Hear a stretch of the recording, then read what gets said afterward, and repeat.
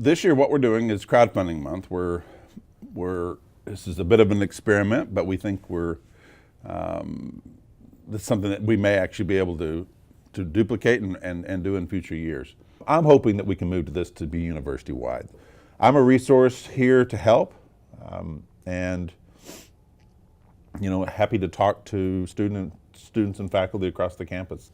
So Interspace is an exploration flying game in which you take the role of a cartographer and travel around these inverted spheres where gravity pulls outwards, so all Earth and water are on the outside of these bubbles and the center is hollow. As you travel these spheres, you collect relics which give you upgrades to the plane and tell you a little bit more about the universe. And you also encounter patron deities that are kind of the demigods of these planets, and your interactions with them affect the narrative. You've just heard about Interspace, and as far as how they run their campaign, it's pretty much textbook how to do it. So I'd encourage people who are interested in running a campaign to come and see what Interspace is doing. One thing that we did is every single week, because we had weekly meetings during the spring semester, we actually started an exercise where everybody who was a part of the team would pitch essentially 5 different game ideas. So it wasn't really necessarily rapid prototyping, but instead what it was just simply kind of constant pitch sessions, and we were constantly thinking of new ideas. Kind of what I've learned through this process is it's all in how you sell it, and I guess it's kind of true in any product. And so we had to recognize what Interspace was. It's not necessarily just the games that you want to make, it's also the games that people want to see be made. We actually went through kind of an incubation process that's actually here on campus called Launchpad. And actually that's how I originally met David, was through the gentleman who runs Launchpad. He introduced us, and David kind of sat in on a few meetings, and then after that, then David kind of contacted me to then start to ask if we were considering doing Kickstarter, and then we said yeah, and so then we kind of started collaborating on how to actually make the campaign successful. The heart of it was, like he said, was finding the essence of what they were and not trying to be something that they're not. The other 3 projects, one of them I'll talk about is Creative Disturbance, and that is an online gathering place, a social media gathering place for what they call the intellectually disturbed, or intellectually curious, excuse me. And it is really a place for people who are in the arts or sciences or academia or technology spaces throughout the world to be able to kind of come together and kind of have a gathering place to kind of meet each other, get to know who's doing what research.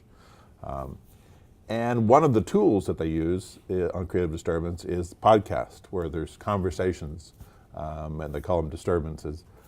But these conversations are between interesting people, really all over the world, talking about their various interests in various niches. The other one is a film being done by an ATech and psychology student. It's a small little short that she's crowdfunding the money for. It's an animated mixed with live action films called Up in the Sky, Down on the Ground. So I encourage people to come on once again and take a look at that one. And the third one is one I'm actually doing, working on my PhD for some funding for some equipment that we're looking at for doing some early trial tests of filmmaking in 360-degree 3D environments for live action experiences inside an Oculus Rift, and it's really exciting. And so that's the 4th one that's on there. It's we call it 3D 360 for Blue Highway. Blue Highway is the name of the project. So Creative Disturbance, the Up in the Sky, and the Blue Highway one are the other 3 besides Interspace. I think that what crowdfunding month could do, and especially into the future, especially if it's a campus-wide event, is then that wouldn't just be just within these walls. That would be across the entire campus, and not just organizations that are actually affiliated with that. That would be everybody. Crowdfunding is not just a little thing that happens right now and it may go away. It's here to stay. I mean, it was about a $6 billion industry last year. It'll be on track to be about $8 billion this year. And it's an important part of the process of, if you're in JSOM or you're a business student or an ECS, no matter where you are, if you envision either yourself having a project that you would like to get funded, or a research project, or graduating and joining an organization that will be looking for funding themselves, then having this experience, having this on your resume that you were part of a crowdfunding campaign, I won't say, I started to say even, or maybe even especially the ones who don't succeed. In other words, it doesn't matter whether the crowdfunding campaign succeeds or not. What you learn is the most important part. So that's really at the heart for me is, yes, I want to help people raise money, but what I really want to do is help them get the experience and the education of, in the environment, academic environment of crowdfunding, because this is something they'll be dealing with from here on. I've learned so much, not only just simply with marketing within the digital sphere for games, which is completely different from what I was doing before in other industries, but then especially with Kickstarter, it's kind of its own beast. It's been the way that companies interact with each other on Kickstarter and on crowdfunding through either social media or just on the Kickstarter platform themselves. It's been the way that you can communicate with fans, which is so unique. And especially once they give you that money, that relationship is different. Especially since the money itself isn't guaranteed. They are your best friends, and they really do believe in you as well. And so it's really kind of a symbiotic relationship in a lot of ways, in that it's not necessarily a consumer to like a producer relationship.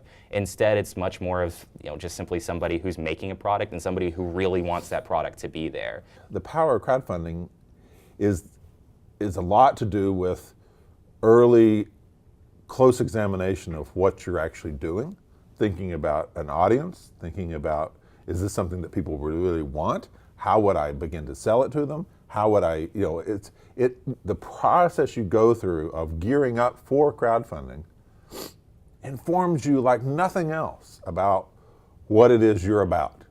But you also learn about yourself. Am I really dedicated to this? Is this really what I want to be doing? Because you'll spend a lot of time.